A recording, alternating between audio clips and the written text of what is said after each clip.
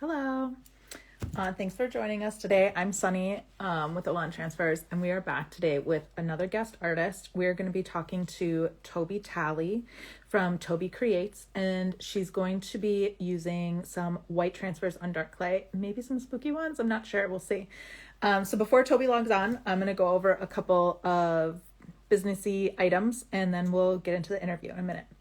So if you head over to our website, elantransfers.com, we have a great resource page with all of the information from today's guest artists and all of the past guest artists. You'll be able to see how you can follow them. You'll be able to link back to the previous interviews that we've done. You can see the, the tools that the guest artists used. And there are also some really good written instructions and some free videos for download about how to apply the decals and the transfers, which is really cool. There's a Facebook group, Elan Transfers and Decals. You can find a ton of helpful information on there, or if you just want to talk to other transfer enthusiasts, it doesn't even have to be Elan's transfers, so you can find that on Facebook, Elan Transfers and Decals. An important one is we're having a giveaway. If you head over to our Instagram profile, there's a pinned post at the top of the page. And on that post, if you like the post and comment your favorite Halloween underglaze transfer from Elan, and also if you post one of your finished pieces with a Halloween transfer on it, you are entered to win a $100 gift card to use on elantransfers.com. The winner will be chosen on October 30th. And if you post a picture, make sure you tag at Elan Transfers and do the hashtag #GetSpookyWithElan. So that's to win a $100 gift card. The post is tagged on their Instagram profile. So that winner will be chosen on October 30th. There also will be 2 viewers today from this live who will be chosen to get sample packs. If you're kind of contributing thoughtfully to the chat, you might be chosen. Check your DMs later to see if you win. I will share a discount code for 10% off at the end of the live. And also, if you have a question or a comment or anything, we want to hear it. Put it in the chat. If you could put your name and maybe where you're from before your question, that would be great. I'm going to be taking notes and answering questions kind of in batches. And also, if you see Dirty Deeks, Glenley Farm, maybe Willow and Moon Studio, those are all members of the Elan group. So if they're answering questions in the chat, they're good. Listen to them. They can answer. So Toby's going to join us in a second. Again, we're talking to Toby Talley from Toby Creates, and they're going to be showing us how to do some white transfers on dark clay. So Toby will be joining us in just a moment. So we'll just take a second. Don't forget that the giveaway is happening. The post is pinned on the top of the Instagram page, so you can see all the details on how to win a $100.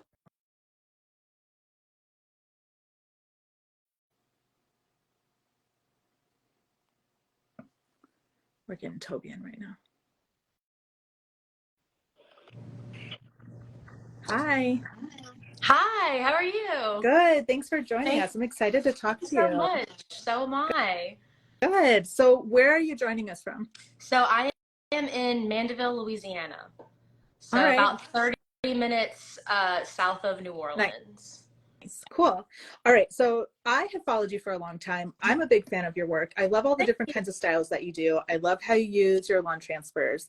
I would love to know, and I'm sure the viewers would love to know, how you got into pottery. What's your background? Yeah. So thank you. That's very nice. So I've always been artistic, I guess. So I used to draw, paint my whole life. My first experience with clay was not a good one. We in high school art, we had to do a bust of our own head with low fire clay, and at the time I didn't even know about wheel throwing, so that was kind of my first introduction to clay, and I hated it. It took weeks and weeks, and I was like, okay, well, sculpture is not my thing, so I'll just put that aside. And I like to try different mediums, so I didn't think about it again until college. I was walking in college. I went to LSU They have a really nice ceramics program over there. So I remember one time I walked past the studio, I saw people throwing, and I was like, wait, I've seen that before. And of course, ghost, that's like the cliche. But I had some before, and I was like, that looks fun, and I'd be willing to try it. I looked into getting like a minor because I didn't even know that I could take classes somewhere. It was kind of too late for me to get a minor. I was about to graduate already. So I started really trying to research where I could just learn to do it. I'm very much a person who, if I'm not good at something right away, like I don't want to do it. So I was like, well, I'll at least try it, and it at least looks peaceful and fun. It turns out that I had a studio right by my parents' house in Covington, and they're called the Little Potter's House. She's still there. She's my teacher. She's amazing, and she uses transfers all the time. So I took a beginner's class there in 2019. I got ridiculously hooked on it. I was teaching special education at the time, and I needed kind of a release, so I used it in that way. But then I got really, really obsessed with it. The first time I made something that was actually maybe good enough for sale and people started taking a liking to it, I was like, okay, maybe I can make this a little more lucrative other than just, as a stress reliever. So during the pandemic, I got really hooked on it. Lockdown happened, couldn't work. So I was there at her studio pretty much every day for a year, just kind of honing it in and learning. And until I was, making enough to buy my own materials. Now I have my own kiln, my own wheel, and still learning everything. So I fell in love with it. I'm obsessed with it. I still don't know everything, but it's the first thing that I've tried that I wasn't good at when I started, and I stuck with it because I love the process. And yeah, I'm still learning. I'm still getting better at it. So that's kind of my journey. So it's been about 4 years now. Yeah, I'm about 4 years too. So we're like right on Yeah. the same track there. Yeah, that is something that I hear so much, like at markets, people will come up, oh, I took a class and I wasn't very good at it, so I didn't keep going. And it's like, this is the kind of thing where you have to, like, if you Right. want to be good, you have to just like keep practicing, which is like not super fun to hear, but the Exactly. process is fun to learn it and keep doing it. So Yeah. I think it's worth it. For sure. So For sure. I still go to her studio, and she's teaching beginners classes, and I'll be in the background doing something. She's actually let me teach classes before, so it's been full circle. But there will be people in there who are ready to give up. And I'm like, please don't give up. I sucked at it, and I did. And my dad still uses the first mug I ever made. So even if you don't love something, like, it's so fun to look back and, see when you've tried something new. So yeah, it's so fun. yeah, my parents too. They have my same first mugs that I ever did. They're horrible. So you said, but... I know, they weigh so much and like the handles yeah. are so weird. But you know what? We've all been there, and it's special to somebody. So that's good. So you said that your teacher used underglaze transfer. So is that how you kind of got into using them? So yeah, so I started out with low fire clay, and I didn't even know anything about high fire.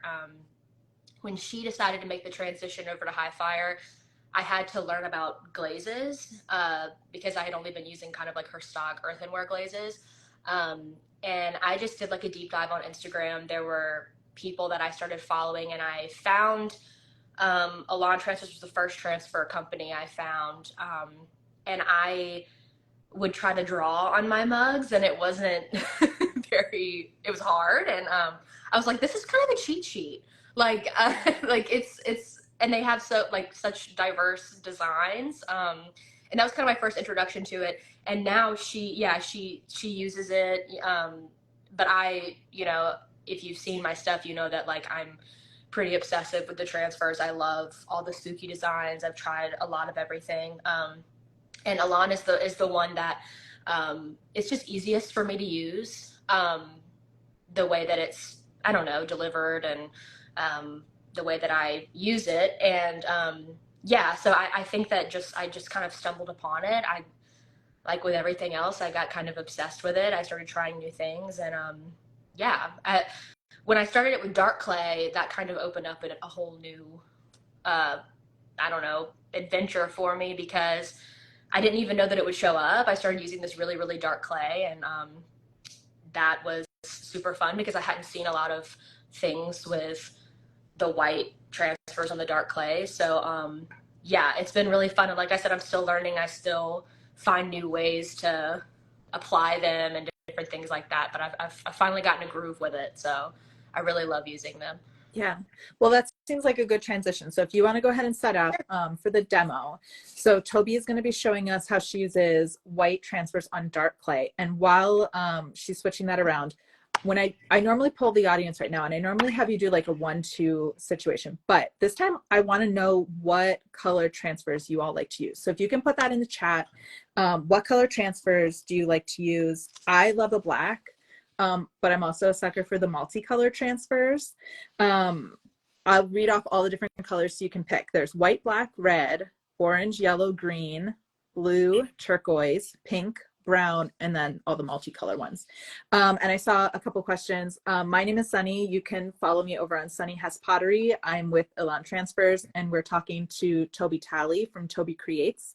And in the chat, if you see Dirty Deeks, Glenley Farms, Willow and Moon Studios, those are all other members of the Elan team. So we're all part of the Elan group here together. So I'm seeing some black and blue and multicolor. Black, want to try some colors. The multicolors are really fun. Green is a good one. I like green. Black, yeah. Turquoise, the turquoise is pretty. The white and the yellow, yeah. Those are really fun. Okay, so are you ready? I'm ready. Okay, go ahead. Toby's going to give us a demo on how she does these. So I primarily use these with mugs. That's when I use them the most. So I'll show kind of a finished one here. So this clay that I use is from Kentucky Mudworks. A lot of people assume it's black underglaze. I don't use black underglaze. This is just how the clay comes out. It fires almost black. So with the transfers, it gives like a really nice contrast. You can be fun with it and use like a color on top. So I like to show the exposed clay at the bottom. So in bisque firing, this is what this clay looks like. So it's a lot lighter. I've never used transfers on leather hard clay, greenware. So I'm always so scared because I bump into things in the process and I'm like, I don't want to smear anything. I don't want to mess anything up. So I've always done bisqueware. But I think I need to start trying the leather hard, but this has been working for me. So I have the white skull, so I'm basically going to do kind of what I did with this mug. And I cut some off of the sheet. I love that the individual skulls have all the different sizes because I can kind of show a variation. So obviously I just cut them out individually. And I can't see what I'm doing on the camera, so if I'm not in frame, please let me know. You're good so far. So I'll just take this one and then I kind of just start over here and I'll just make it like a little bit diagonal. I just use a bowl of water and just one of these like generic pottery sponges from Amazon. And I kind of wring out the sponge. With bisqueware, with the transfers, the kind of wetter the better. Especially with the dark clay, just because it's already hard to show up. And I'm just dabbing it on there. So a reminder to the people in the chat, if you have questions, if you could put your name in front of them, if you want to put like kind of where you're from, that'd be great. I am taking notes and I'm going to kind of batch answer some questions as we get into it. So one person asked if you apply on leather hard or bisque. That was Kathy from Denver, which you do on bisque. Yes. I like to apply on leather hard or even like fresh clay. So there's a difference there. Someone else asked if in general you can sell work that has Elan transfers on it. And yes, you can sell your work that has the transfers on it. I hope so. Don't worry, they confirmed it in the chat. We're good. So when I do things that have like kind of really opaque areas like these, and I use the bats a lot, that's like fully colored in, I make sure to like go back over those spots, so like the eyes, and I'll even like touch my finger on it just because sometimes that likes to pull away. What's cool about these too is I even like sometimes when it pulls away because it gives it like a rustic kind of look, so that doesn't even bother me. But these are usually pretty opaque, so I'll just immediately pull it off and then get a nice little skull. And from there, I just kind of, as far as like designs, I will take maybe like a bigger one. I'll do something like upside down, maybe. So someone asked if you feel the need to trim close to the design. I'll say with underglaze transfers, you don't really need to trim close to it because it's not like with overglazed decals where you're going to see kind of the edge on there. Right. And Stephanie asked, and maybe Dirty Deeks, you can answer this. What is the expiration date of the transfers? And also the best way to store them. The best way to store them is if you can to keep them kind of in the like roll bag that they come with in a closet or somewhere that's not like directly exposed to sunlight. But we'll see what Dirty Deek says about expiration date because I'm actually not sure on that. Probably a pretty long time if you store them correctly, they'll last. I like to leave a little bit of room when I cut them, obviously, so that I can just pull it. So yeah. And it's cool when you get it like kind of cutting off, and then I'll go back, like if it's on the bottom, and like wipe this off so I have a clean bottom. And then for applying to bisque, how long do you let that dry to like get all the moisture out of it before you fire? So I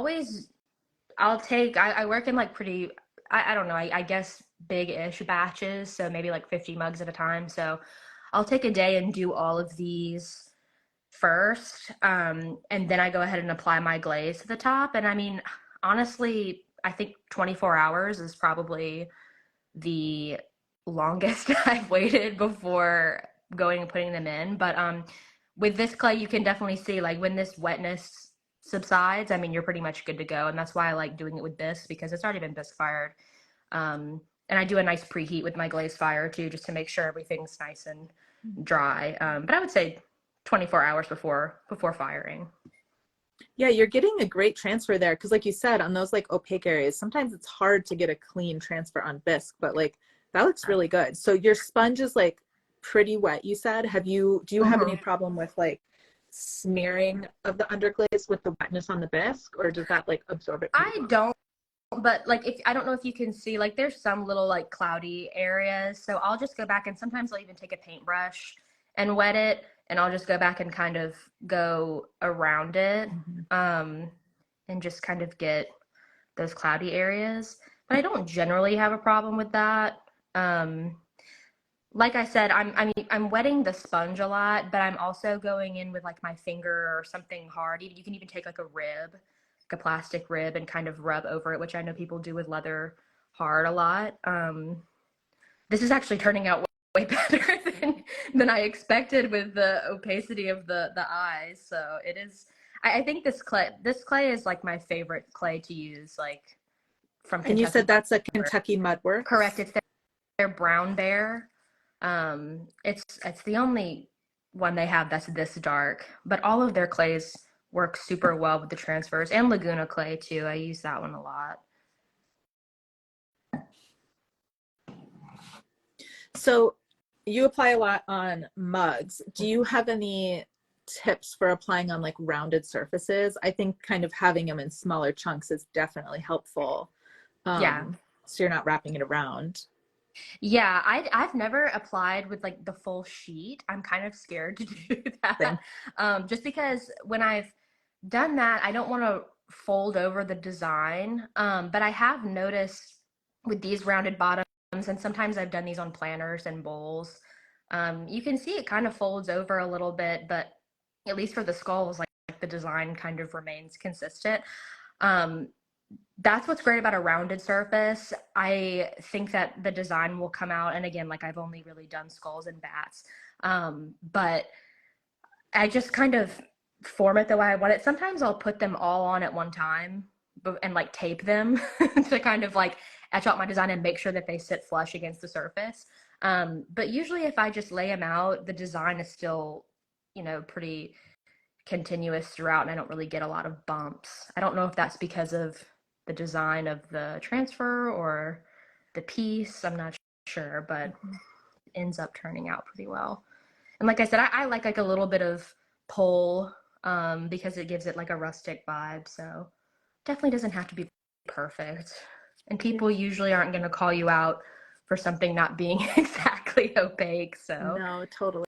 about it. So someone asked about using underglaze under the transfers. You can definitely use underglaze and then a transfer without bisquing. Sure. I would just practice with it. Like the Elan group has done some testing of like what underglazes work best with the transfers, and they really like speedballs. So that might be something you can try. And she is using Brown Bear from Kentucky Mudworks. Natalie in Maryland asked if you've had any problems with bloating with this clay. Yeah, I don't. So I do 2 separate firings depending on what glaze combo I'm using. So I fire to cone 5 and 6. I've never had issues at cone 6 with this clay, knock on wood, but I've seen people who have, and I think as long as you're making sure it doesn't go to 7, you should be good. They do have clays by Kentucky Mudworks that tend to bloat, and it's not fun and not pretty. But this one I've never had any issues with as long as it stays to a cone 6. Mm-hmm. Yeah. Kim asked what happens if the paper dries out before you pull the transfer off, and sometimes the underglaze will like stick back to the paper instead of sticking to the clay. So you should always try and pull that transfer off while they're still damp. Don't let them dry out. Yeah. And what's good about it too is sometimes I'll do that. I'll push it on there and then I'll wait too long and I'll pull it off. If you haven't pulled it off right away, you can really lay it right back down and go for it again. And I've never had problems with that. Yeah, and if you're about to pull it off and you notice it's dry, go back in with another damp sponge and press it back on there. And these come right off with water, so if you do mess up and you need to try again, that's what's so great about having so many on one sheet. Someone asked earlier if you can keep it on the bottom of your pot. I have done that. I actually have one right next to me. I have a little pumpkin right on the bottom. I haven't had any problems with that. And I wax over it before it goes in the glazed kiln. So you definitely can keep it on the bottom. Yeah, I just take mine off for aesthetic reasons, not because it's dangerous or anything. Yeah, totally. Like I use an underglaze stamp on the bottom of my pots that I put on in bisque, and it's totally fine on the bottom. As long as it's not wonder glaze, like stroking coat, because that's technically glaze. That's not an underglaze. So don't do stroking coat on the bottom. It probably will stick to your kiln shelf.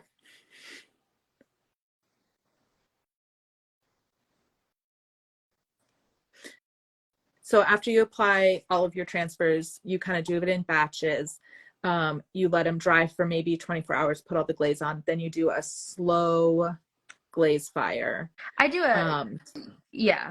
I do like medium speed for mine. I don't know if there's a difference as far as underglazes go. I've never done anything but medium speed.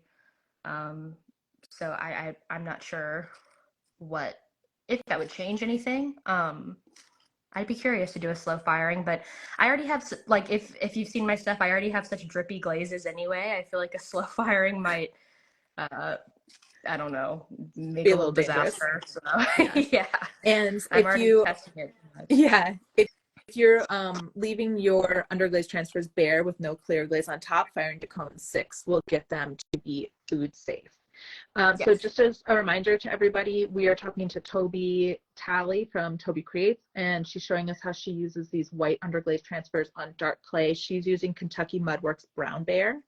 And if you're just tuning in, if you have a question or a comment, we'd love to hear from you. If you could put your name, maybe your location before your question, that'd be great. I'm writing them down and kind of answering them in batches.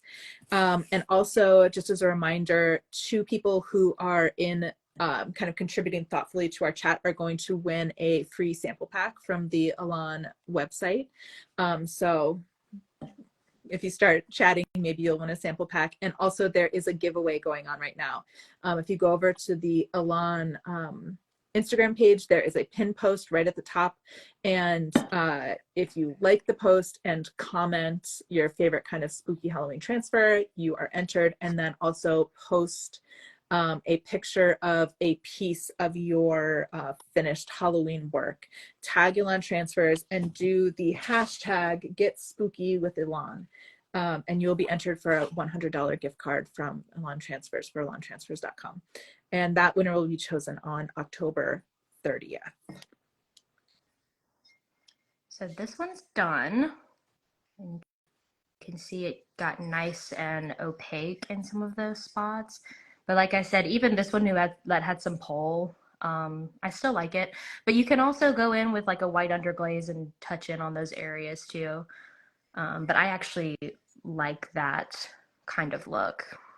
Another thing you can do is you can take one of those transfers and take a wet paintbrush and kind of just like wet the eye on the paper transfer and then kind of like paint it in.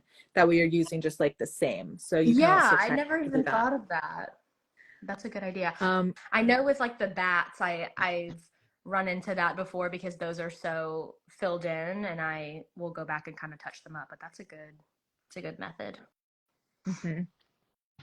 So I think it was Stephanie asked about using a sponge and using a rib. If you're using a rib, make sure those look great. Make sure that you can tell that kind of the moisture is dried off a little bit on the transfer paper. Sometimes if the transfer paper is still kind of wet from that sponge and then you use a rib on it, it'll like smear that underglaze. I love using a rubber rib on mine. And so it just is the kind of level of water that you're using on it. And also if you're applying to like a leather hard clay or a fresher clay, you don't need as much water at all. And sometimes you don't even need any, especially on fresh clay. So you can go in just with a rib and not even really need to use a sponge. So just like experiment with the levels of water that you're using and see if that helps that smearing. Yeah, when I say wet, I don't mean like sopping wet with the sponge, but at least I'll wring it out and I'll do one like dab over and then I'll wring it out again and do another one. So as long as you can kind of see that it's getting wet, it's usually pretty good. And with applying on bisque where you kind of, like are pressing it in with that, right? Not rubbing it. You're just kind of like pressing it in with that sponge. Exactly, and that's why I won't do it with leather hard because I'm so clumsy anyway. I'll press a big dent into it or I'll smear it or something, and then I'll just be miserable. So I like this because I can just slap it in. If I hate it, I could take it and scrub it off and start over. And I just find it to be really easy, and it does dry very quickly, and then I can go ahead and apply my glaze over the top. Yeah, that looks great. Thanks for showing us that. No problem. And this is what it'll hopefully look like. And I put an those white transfers. I know they look so great on this. It's almost black underglaze. So I love Kentucky Mudworks clay with the transfers. It always works out really well. So yeah. See if I can switch back. Yeah, you can go ahead and switch back. All right, so this is your last chance if you have any questions. Again, with the smearing with the rib, check your water levels while you're doing it. That might be an issue with having too much water on it, and then that's causing it to smear. Kim asked if you like wet the bisque piece completely before you applied the transfer. I don't think you did on this. We did do a demo on that a few months ago. If you go back on the Elan page, like in the reels and look at past lives, you might be able to find that. We did like fully submerge a test tile and it did help, but it dries out kind of quickly on bisque. So it's not really like realistic to kind of keep wetting it while you're trying to apply. Yeah, I've never even considered doing that. I saw you guys post the other day someone, I think it was leather hard, and they completely like they painted over the mug with water first, and I was like, that's really interesting. Because you can pretty much do it at any stage. I mean, even whenever it's past leather hard and you have almost bone dry, I mean, you can re-wet it and do it. There's so many different ways you can do it, but that's just what I have found works for me because I am clumsy. Let's see. Yeah, so someone said if you apply the transfers on bisque and you're going to cover it with a clear glaze, to dip or dab the glaze on with a brush. If you brush it, it might smear the transfer. Okay. Okay, if anybody has any last questions, this is a great time. I have actually just a couple more questions for you. Number one, I did see that you had a shop update coming up. Mhm. Is that like the best way for people to support you or like follow you on Instagram? Yeah, Instagram is my primary form of communication, like when I post, previews of my work, but I do have a website. It's tobicreatespottery.com. So I'm having a restock on Friday the 13th. It's all kind of spooky fall themed. And yeah, I send a newsletter out for information on restocks, like the best way to shop it. So if you go on my website, want to sign up for the newsletter, you can do that. Or I usually just post all the information on Instagram too. Great. I'll be signing up for your newsletter after. I like to sign up for Yeah. newsletters. I love them too. I know. Yeah, you get like usually you get like a sneak peek for like everybody. Right. Is nice. So I think Gayla, I'm pretty sure, asked if you are not putting a glaze on top, does it need to be fired to cone 6? Yes. If you don't want to put a glaze on top of your transfer, fire to cone 6, and then it'll be food safe. And yes, you can put a clear glaze over the underglaze transfers for sure. All right, so we have a couple of rapid fire questions. I probably know the answer to this already, but what is your favorite Elan underglaze transfer? Skulls. I like the individual skulls, and I love the bats too. A new one that I've actually been liking too, I'm not sure what it's called, but it's the one with, it has like the crystal ball and the moons and the clouds. I've been using that one on like a speckled clay a lot, so I really like that one too. Love that. All right, we already talked about bisque. We already talked about your favorite kind of clay with the transfers, which is the Kentucky Mudworks Brown Bear. Do you listen to anything while you're working in the studio? Yeah, so I am big into podcasts. I read a lot, so I'll do an audiobook. My favorite podcasts they're kind of different, but I love Last Podcast on the Left. So it's like, I don't know, they talk about all kind of stuff. They talk about supernatural stuff, aliens, murders sometimes, thrillers. So that's fun. And then I love Conan O'Brien's podcast because it's just funny. He gets a new guest on there. And then audiobooks, I'll read anything that's like a thriller, mystery. I love anything like that. Yeah, I love to just listen to stuff that I can actually like pay attention to while I'm working. If I listen to music, I'll just like get distracted and dance and sing. So podcasts are usually good. I love it. And those kind of match your spooky aesthetic a little bit with your thrillers. They do. They do. All right, my last question. All the Elan ladies in the group, we all love flowers. What is your favorite flower? My favorite flower, I love tulips. I think tulips are my favorite. And I also love a good sunflower. I like lilies, but tulips are my favorite. You don't come across them a lot. Or at least I don't in Louisiana. There's not a lot of people who grow tulips. So I love tulips because they're my favorite. Yeah, I'm a big tulip fan too. I like that.